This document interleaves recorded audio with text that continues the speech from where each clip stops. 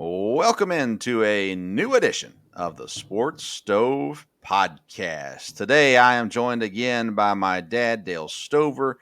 We are going to be talking about baseball. We're continuing our Major League Baseball preview. Today we're previewing the National League West Division. And then we're going to talk some college basketball and some NFL football and a slight touch of UFC right before we get into the baseball preview. Dad, how you doing? Doing good, good. I'm surprised to hear that. Dad is an Illinois fan. I wouldn't call you a major Illinois fan anymore, but still, I'd say that's your cheering interest. And we are recording this on Sunday afternoon. The only game to be completed so far is Loyola Chicago versus Illinois, where Loyola wins 71-58, and it just kind of continues the plunge of the Big Ten. It seems like so far. Let's start with the Big Ten. We've got 8 teams that made it, 9 teams that made it. 9 teams at the play-in. Michigan State was there. Yes, 9 teams that made it. Already 4 teams out. Wisconsin is trying to fight back against Baylor as we record this. They're down 8 with 11:53 to go in that game. But Ohio State, a number 2 seed, Illinois, a 1 seed, Purdue, a 4 seed, all eliminated, 2 in the first round, Illinois in the second round. So I would say overall we could categorize the Big Ten as a disappointment to this point in the NCAA tournament. Would you agree with that?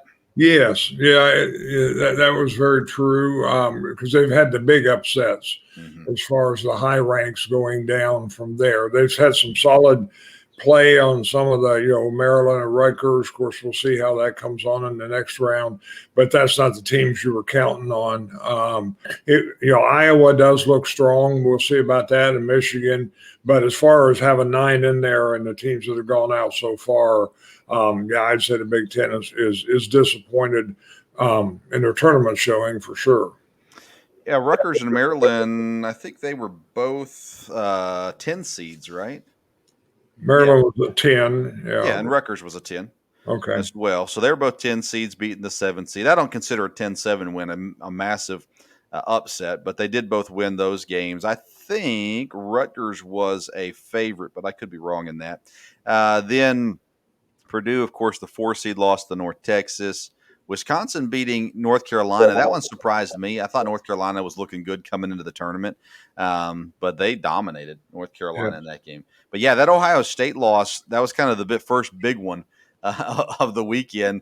Oral Roberts defeating Ohio State. A number of brackets busted immediately with that one there. But then the Illinois loss today. I mean, I had Illinois going to the championship. I had them winning the championship in my brackets, and that kind of shut me down for that as well. So now the hopes are all on Michigan and Juwan Howard, maybe Iowa, of course, as well, as they'll face off against Oregon. Oregon hasn't played yet. VCU had to drop out because of COVID stuff. So Iowa versus Oregon, do you think it's better to have a game played, or do you think it's better to be fully rested for Oregon?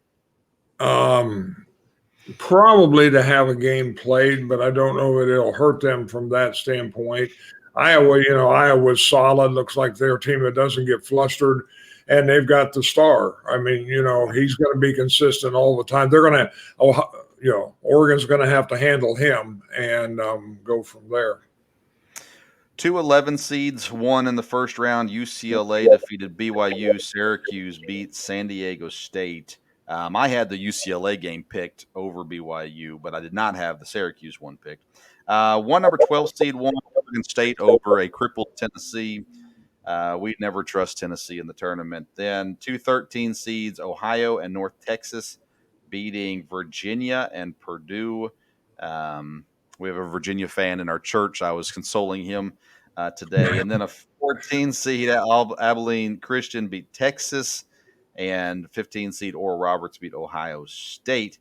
So now you're looking at, they still have a chance to win games in this second round, but usually by Sweet 16 getting into the Elite 8, these double seeded, the 11s and forward, don't tend to go much further than that. So which of these teams that had the upsets: Abilene Christian, UCLA, Ohio, Syracuse, Oregon State, Oral Roberts, North Texas, do you think has the best chance to continue forward and go deeper in the tournament? Well, you've got, let's see, I'm looking here to be sure, but you got two of them playing each other, don't you? UCLA, Oh yeah, UCLA is playing Abilene Christian. Abilene Christian, but again, you would think UCLA would probably handle that. I think North Texas will have a shot against Villanova. Villanova's been up and down all year. North Texas, I know a little bit about just because they're in a conference that I follow a team in that conference a little bit in Conference USA. So I knew they were good, but didn't know really anything about them from there. And so I would think they have a shot with Villanova. And, almost anybody does at this point. Yeah. Nobody's been totally dominant. I don't think any of them, you can say, oh, I know they'll go on a ways, but we will see. Easily the ranked teams could stay going from here. Yeah, I like both the 11 seeds, UCLA against Abilene Christian and Syracuse against West Virginia. Syracuse looked pretty solid. So I like both of them. I've got originally had UCLA making the Sweet 16 anyhow. But I had them beat Texas, and they don't get a chance to play Texas. So they better make it past Abilene Christian. But nonetheless, an exciting first weekend of basketball on the NCAA tournament. Anything else that stood out to you in the first round? No, like I said, I think it was it's been a good start to the tournament. I think both for fans and for television, anytime you have 10 upsets, in the first 32 games, that's good and that's exciting. And there have been some very close games, several overtime games. Mm-hmm. So, and there've been their share of blowouts early too. But I think the tournament's created excitement at this point. And of course, now it's going to go into a different realm a little bit. We're playing during the week on a Monday night, and then next week on a Monday and a Tuesday. But again, I think keeping it moving is probably a good thing. Yeah, that Santa Barbara Creighton game was really fun to watch. The boys and me were watching that one, getting excited on that one. But I think good basketball so far. I expect to see good basketball moving forward. I do think these leaders, the Baylors, the Gonzagas, Houston's, the top seeds, Bama, Michigan, I think in the end you're still looking at them being in the Elite Eight, Final Four. But we'll see. Definitely moving forward. Right now, at this recording, Baylor's back up to 10-point lead over Wisconsin. But, of course, who knows what will happen. We'll record all this. I'll be talking nice things about Baylor, and then they'll be gone. But, anyways, that's college basketball on the men's side. Let's move on to the NFL. Free agency still in full swing right now. A couple big signings. I'll let you go first, Dad, on some signings that you liked or were intrigued by in the NFL free agency period. Well, I think the one yesterday with the Giants probably really helped them. You kind of wondered where Galladay was going to go. And, if Barkley's healthy and you got a potential for a quarterback, now he's got a weapon. And they've got some other good receivers. I think that could be a really good pickup. A lot, like you said, a lot of movement, a lot of teams helping themselves, even on the offensive line and around. I saw today an interesting stat where the Patriots have paid more for free agents here than their franchise cost when it was purchased. So they really went out and spent. The Jets, hopefully have helped themselves, have spent. I was very intrigued that the Bears have found their franchise quarterback.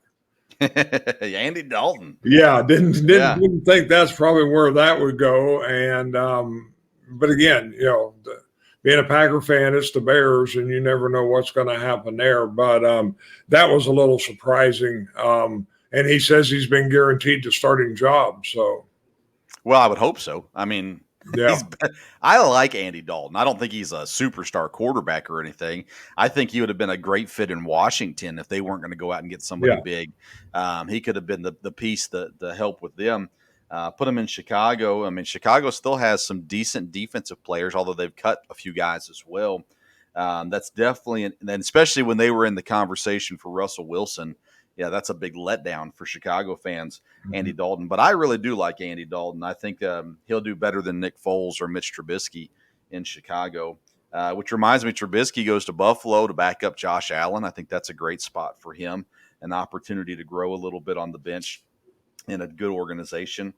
Kenny Galladay joining New York is suddenly stacked on offense. I mean, they've got Saquon Barkley coming back from injury.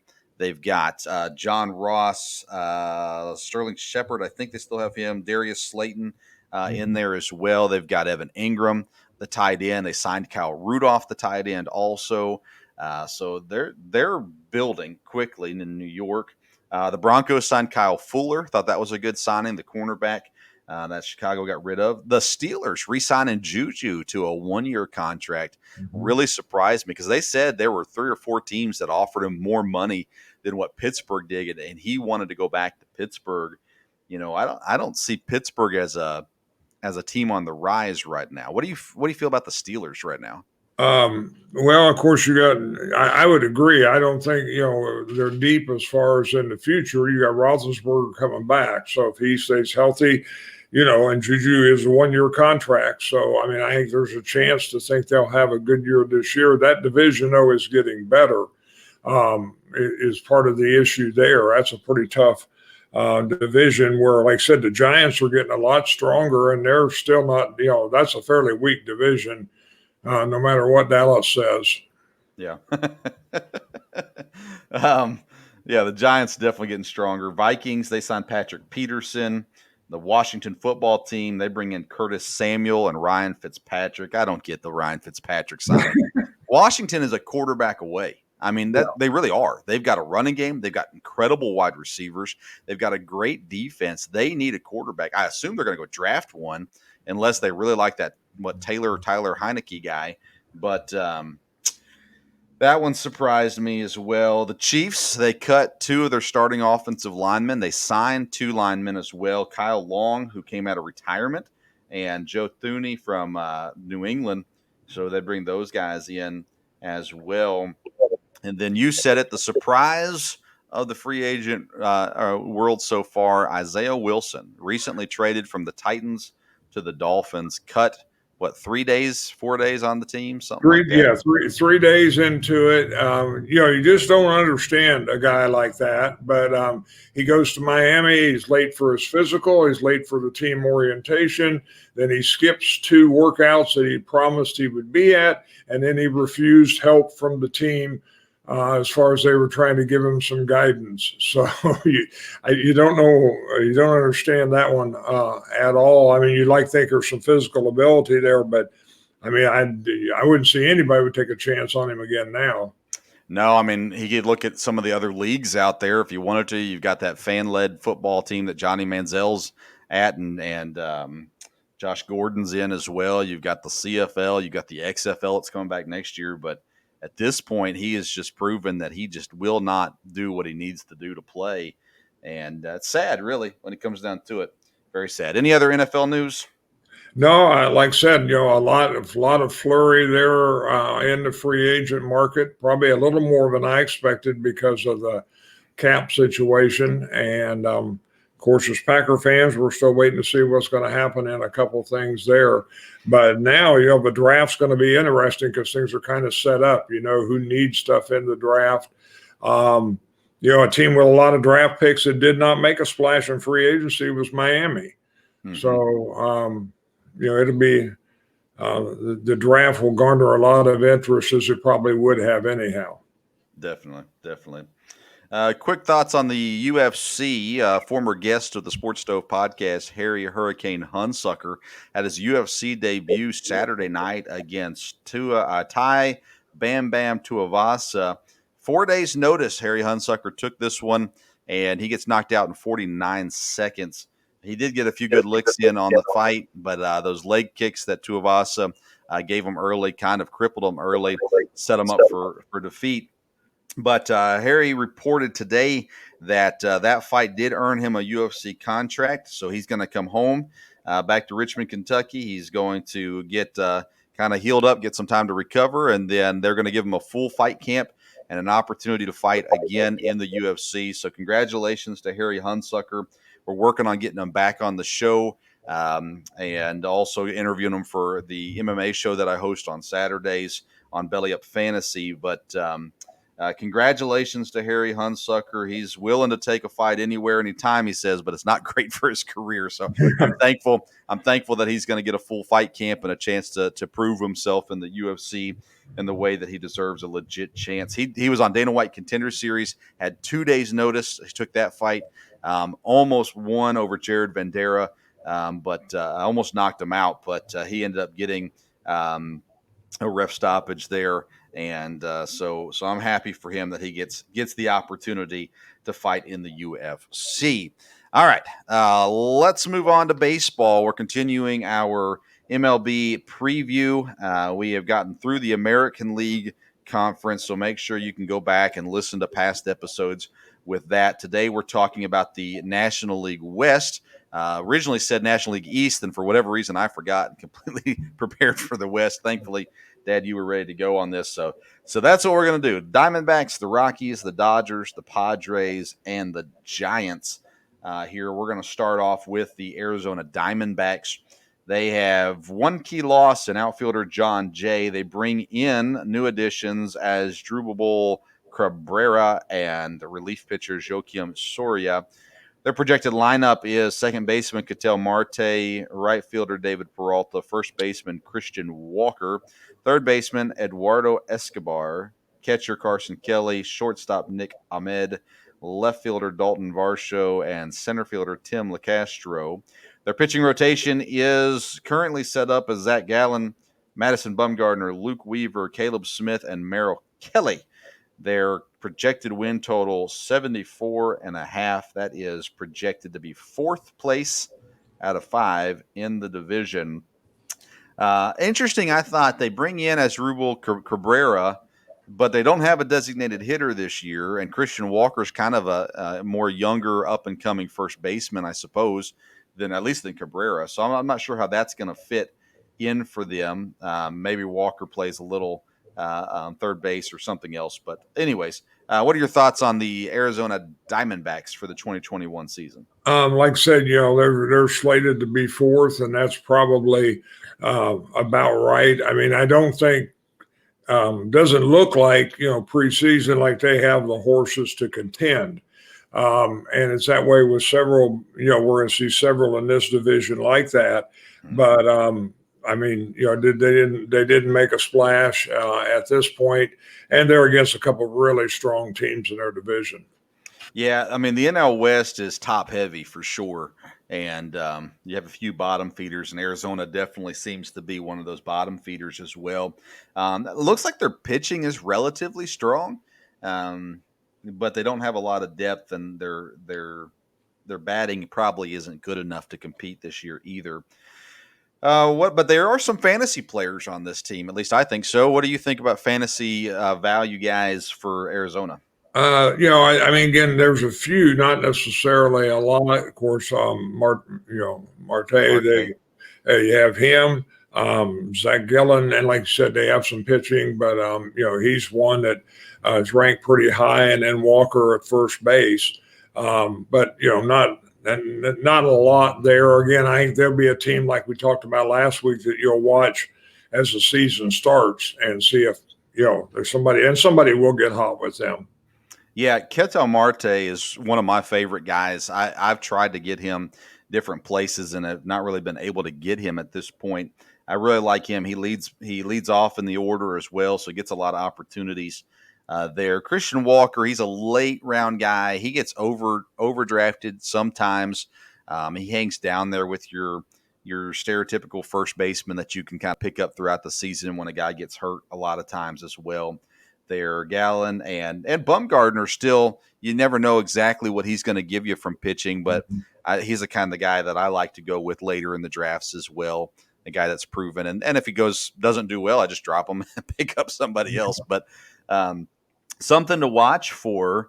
And I hate that we're in the same league and I'm giving you all this intel. But Dalton Varshall, he's an outfielder. He is eligible as a catcher and an outfielder, and he's going to play outfield all season. So he'll eventually lose that catcher eligibility. But right now, on most fantasy platforms, he has dual eligibility, catcher and outfielder. So he might be a value guy just because you can play him at catcher if need be, at least for now. So we'll see what kind of number he puts up, but definitely got to watch for late in drafts, and as a guy that can add some flexibility to your lineup also. Let's go further down in the division to the Colorado Rockies, not geographically down, but in the standings down. They had some big losses this year. Of course, they traded third baseman Nolan Arenado. They lose David Dahl, Tony Walters, and Kevin Pillar. They didn't really have any major additions. First baseman CJ Cron comes over. The projected lineup: Raymel Tapia, Ryan McMahon, Trevor Story, Charlie Blackman, CJ Cron, Sam Hillard, Josh Fuentes, and Elias Diaz. Their pitchers: German Marquez, who I really like, Kyle Freeland, Antonio Senzatella, John Gray, and Austin Gomber. Their projected win total is at 64.5, last in the division as well. Colorado really took a beating the last couple of years, it seems like, and losing Nolan Arenado, that seems to really hurt, I think, this team. What are your thoughts? Yeah, they'll have to. I mean, they're going to have to do some kind of rebuild. I don't know what kind of minor league system. I don't know if they have a lot of prospects coming up, but again, they're in a tough division, and they're just it doesn't look like there's a lot there. So, yeah, I mean, Blackman's older.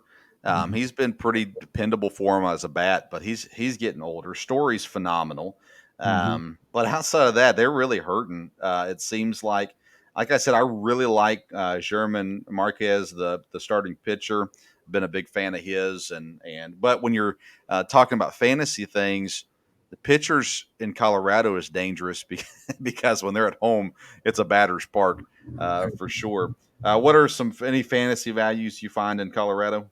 Well, I mean, one guy that you don't know but seems to be a good prospect is Tapia, the outfielder. And I think he's a guy that you can take a chance on. Again, not going to be on a strong team, but he seems to be one you would look at along with Blackman and of course Story. Yeah, I mean, hitters in Colorado. when I'm picking up free agents for injured guys or whatever during the season, if I see that there's a guy getting ready to play 3 games in Colorado, I'll go ahead and pick him up and play him for those 3 games and then cut him and pick somebody else up. It's worth having some batters in Colorado. So if you can't get Story or Blackman at a good value, guys like Tapia, even McMahon a little bit as well, I guess, but he's something you got to watch. And I think Marquez is probably the only pitcher I would take at this point. They do have a prospect pitcher that should debut earlier in the season, maybe around June or so. His name's Ryan Rollison. He's supposed to have quite the stuff, and if he comes in, John Gray, I don't know why he's still pitching. To me, he's not a good pitcher. Never understood why anybody liked John Gray, but nonetheless, I'm sure he's a nice person. I don't know him personally, but Ryan Rollison should come in and compete for start of the rotation somewhere 4th or 5th in the rotation when he finally debuts. Okay, let's go to Los Angeles, the Dodgers. They had some losses. Kiki Hernandez, the second baseman, Jock Peterson, the outfielder, Alex Wood, the pitcher. They had a addition to their starting pitcher rotation, and Trevor Bauer, one of the most intriguing personalities in Major League Baseball. A little crazy, a little off his rocker, but projected lineup: Mookie Betts, Corey Seager, Justin Turner, Cody Bellinger, Will Smith, Max Muncy, AJ Pollock, and Chris Taylor. The rotation: Clayton Kershaw, Trevor Bauer, Walker Buehler, Julio Urias, and David Price. Their projected win total is 102.5. That's for first in the division. All right. Well, let's talk about the Dodgers before we get to the fantasy stuff. I mean, it's the Dodgers' show to win, right? Right. It is. I mean, they're strong. They've been strong for a while. They had their key losses. I don't think was anything major. I mean, you look at their lineup. They've even got some deep guys that aren't starting or can't, don't play every day. They obviously have the flexibility if you're going to back guys against lefties or righties to be able to do that and do situation type things. could have just a very strong pitching staff. Yeah. If everybody, Bueller comes back well and everything there. So, yeah, it's definitely theirs to win.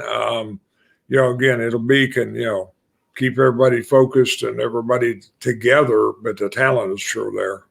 Yeah, I mean, it looks like we're headed for a Dodgers Yankees World Series, and I'm not sure who can get in the way of it right now, which is kind of boring, but nonetheless, it's there.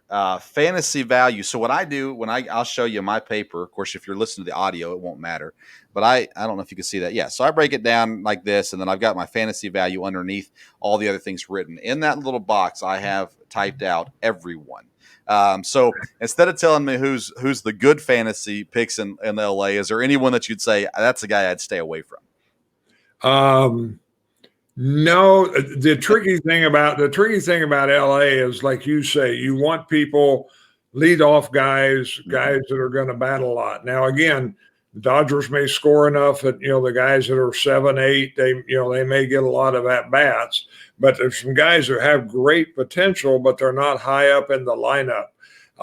And because of their strength, there's a little more platooning going on. It's a little harder, I found, when you have Dodgers to keep up with who's going to be off. You really got to keep an eye on that. Now, the top guys, not going to be any question about that. Yeah. With Betts and those guys all there. But as far as Bellinger and all those guys, but yeah. You just, that's the tricky part with the Dodgers. You're going to have talent, so as long as you got enough people in your lineup that you can survive, a guy either be, and even these guys, when they don't start, usually come in and play and get an at bat or two. So it just depends. That's the only probably tricky part. Is there's some really good players. How much opportunity will they get? Yeah, and with Hernandez and Jock Peterson both leaving, that kind of frees up a little bit of space there.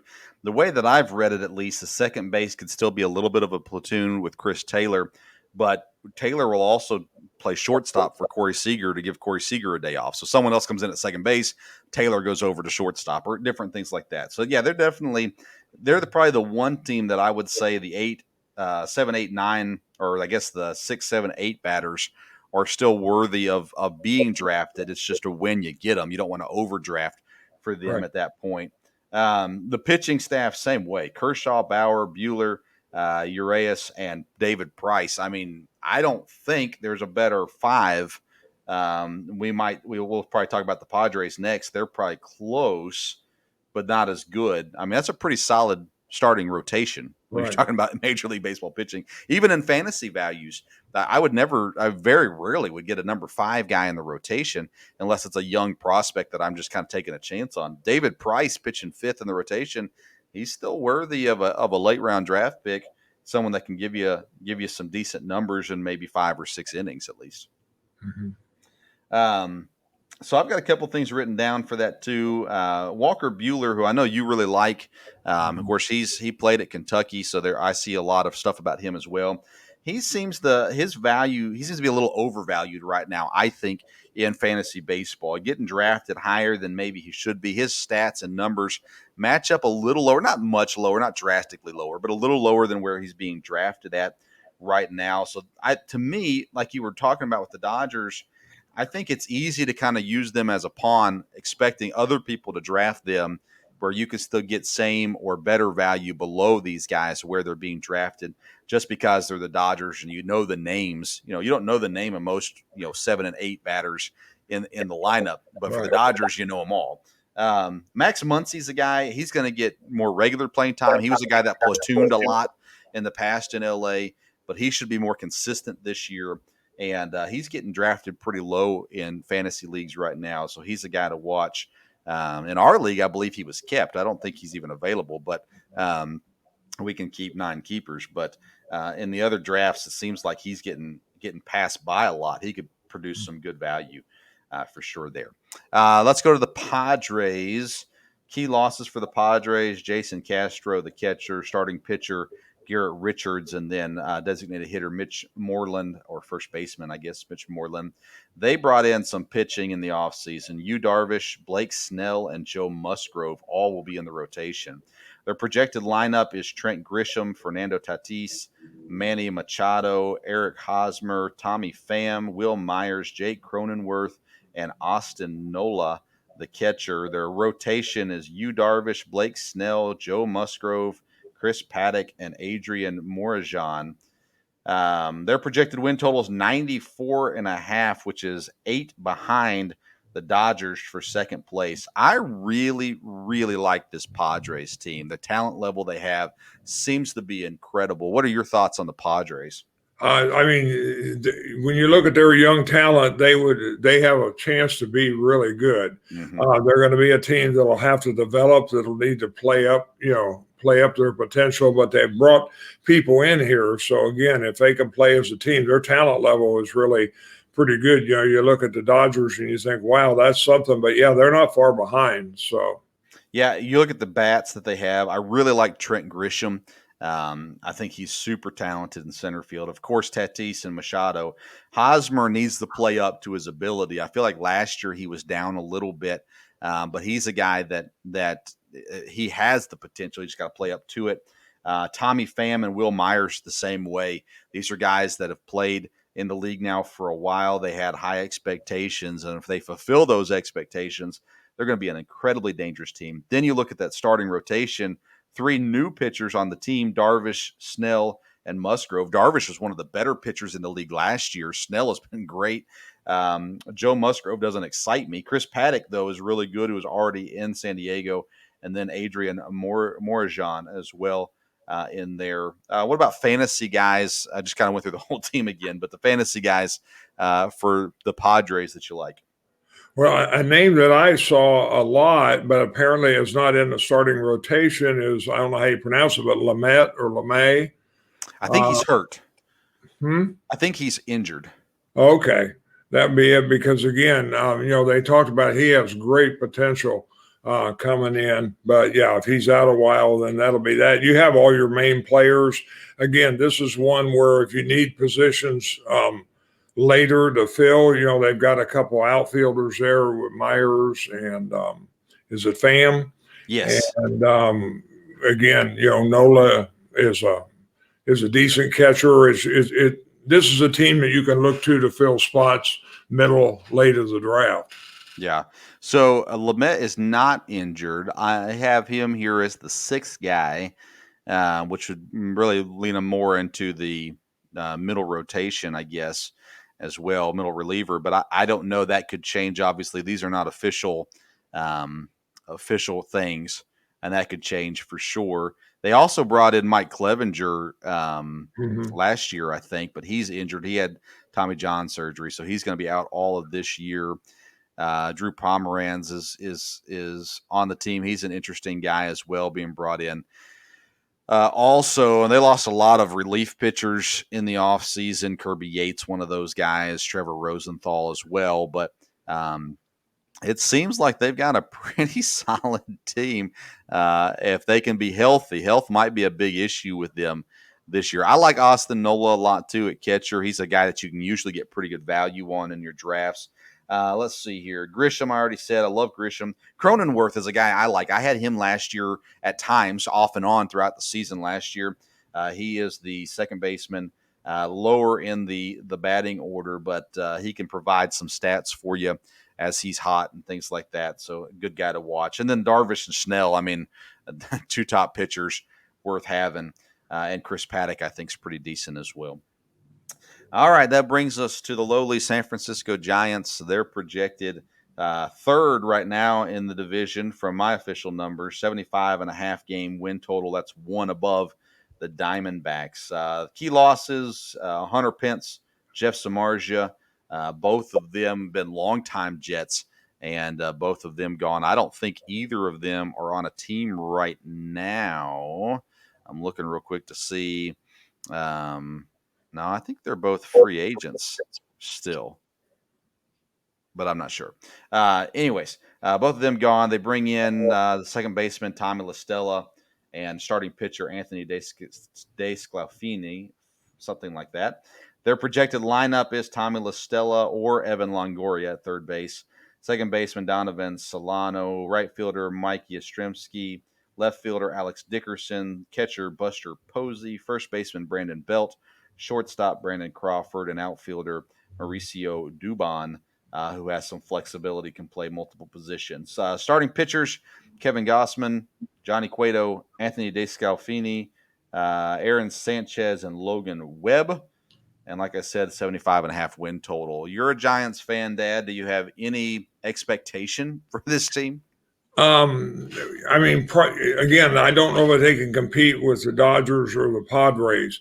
And again, if once they start having injuries, they'll really be hurt. But in their lineup, they've got a couple of young guys that you mentioned. The third baseman, it could be Longoria, it could be the other guy. And there's a couple of spots like that where, these guys could look good. Giants are, like I said, I like the Giants, but they're a team also that you want to keep an eye on because they'll have at least 2 or 3 players that'll at least have hot streaks, maybe not all year. From there, I think the Giants could be a little more competitive, but I don't know if their pitching staff is where it needs to be. And, it'll be interesting to see. I think they're about middle of the pack here in spring training and the preseason. Yeah. I mean, I see they get some wins every now and then. So, yeah, they had prospect came up last year when Buster Posey opted out of the season, Joey Bart, but he really didn't perform like people thought he was going to. He was a big pickup in fantasy leagues. People were going after him, especially in dynasty leagues and things like that as well. But he never really was able to pan out to what they were hoping he would be. So he might come up again if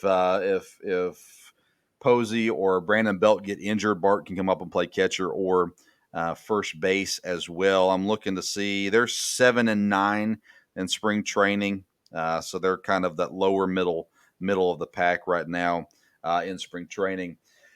But what about some fantasy value guys on this Giants team? I mean, the only couple of guys that are kind of safe probably is Yastrzemski. He's continued to do well. So he's a guy that, be worth getting, again, not early, but probably high middle.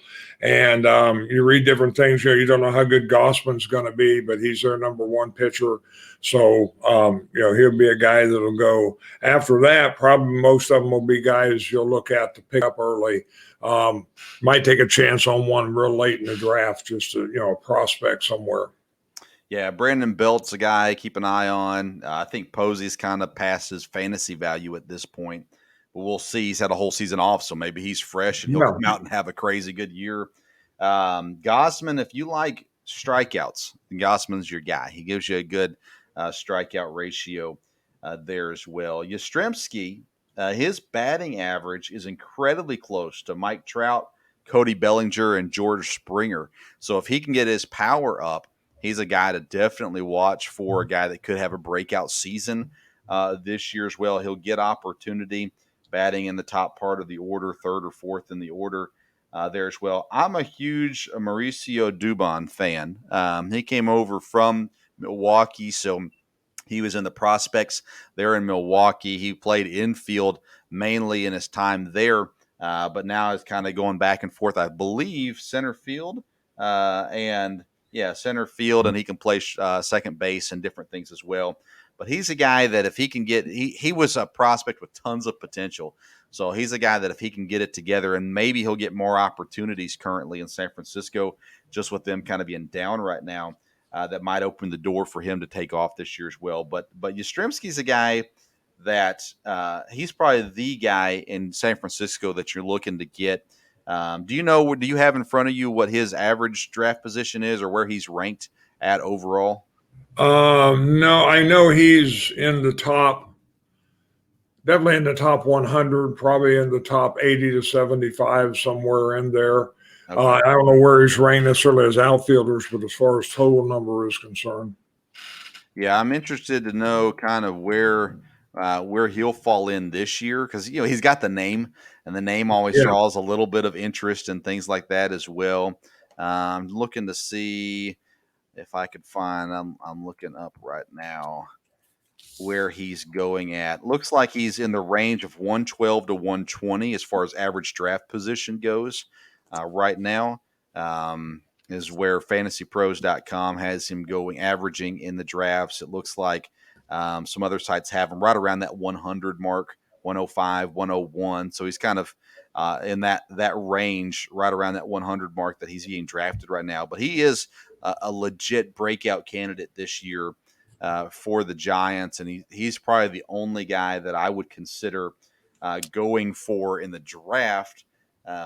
If I don't get the first baseman I need and Belt's available really late in the draft, maybe I lean towards him because he can give some numbers. But outside of that, yeah, Cueto's past his prime now, starting pitcher. Anthony Del Scalfini, I'm saying that wrong, I'm sure, but he's an interesting guy to watch. He was in Cincinnati, and definitely an option at the very least. Could be a guy that getting another chance in San Francisco can be helpful for him as well. But not a whole lot of fantasy value, at least right now in San Francisco. But like you said, definitely some free agents to watch for if they get hot. And again, Posey, and I didn't really think Yeah, about this till we just said it, but having a whole year off as a catcher might be really good for him physically. He might be refreshed and ready to go here. Because I I, think his wife had a kid, I think, last year, and he was just for the safety and everything decided to sit out last year with the COVID stuff.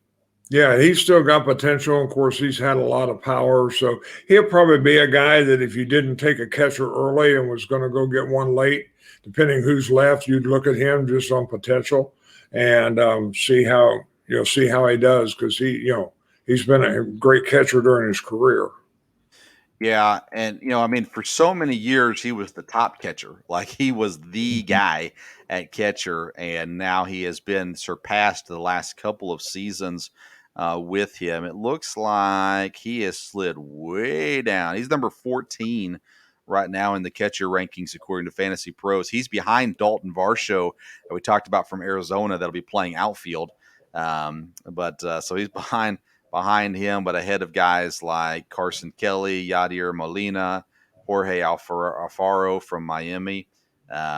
Those kind of guys. He's above all those guys, but down in that kind of that dark space in fantasy catchers that you're just throwing it at the wall and seeing what sticks at that point, and probably going to be trading around some guys over that time as well. Will Smith, by the way, with the Dodgers, he's ranked number 3 in catchers right now, which is pretty high. So I wouldn't have thought he was quite that high. That's according to fantasypros.com. I'm sure that varies a little bit, but usually those catcher rankings are pretty similar across Right. the board there as well. All right, so we're saying Dodgers. It's the Dodgers division to win, but the Padres. I mean, I really think the Padres can push them this year. Yeah, I mean, San Diego definitely has a shot. So should be a fun team to watch.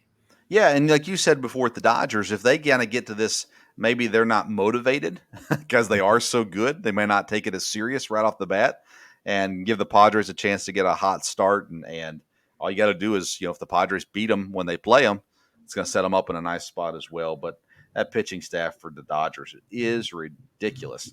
And so is their batting order. Everything's ridiculous with that. All right, so we got the Dodgers 1, Padres 2. The Giants and the Diamondbacks, in some order, will be 3 and 4, and the Rockies more than likely go last in the division there. So that is our kickoff to the National League preview with the NL West. So, Dad, I guess we'll go to the Central next and go backwards than what we did in the American League. And we'll try to get that out this week. I'm not sure that we'll get it recorded this week or might have to wait till the weekend. We still got high school basketball going on here in Kentucky and got games throughout the week. So not sure that we'll get that recorded, but hopefully we'll be talking with Harry Hunsucker again this week and getting his take on the events leading up to his fight, his UFC debut. And I've been messaging him all weekend, trying to give him some space so he had time to focus and not be a distraction to him. But we've been messaging with him this weekend leading up to the fight and hoping to get him on this week and talking with him as well. So, Dad, anything else you want to say? I know last week I tried to give you a chance and the audio cut out, but you wanted to shout out the MTSU girls, but I don't think they're around anymore after this afternoon's game. No, they had a great first half against Tennessee. It was right there. They were tied. They just weren't tall enough. And, normally they play 8, 9 girls, but they can only play about 6 today in order to try to keep up. And they ran out of gas. I hadn't watched Tennessee play this year, the Tennessee Lady Vols, but they look good. And again, they're a lot taller. I think I read that their shortest starter was 6'1", and MTSU's probably only got 2 girls that big on the team. So, but yet they look good, and again they got a solid program. He always recruits well, and I know they were excited to get back in the NCAA tournament.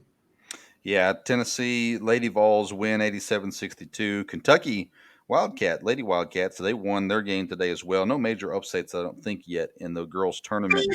The men's tournament, Baylor did defeat Wisconsin. Everybody that's listening to this already knows that, but that's another Big Ten team out. So that is 5 Big Ten teams out, 4 to go.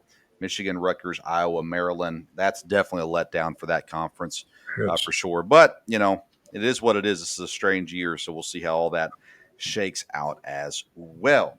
All right, so we'll be back sometime either Thursday morning or next Monday. We'll release another episode, one of the two.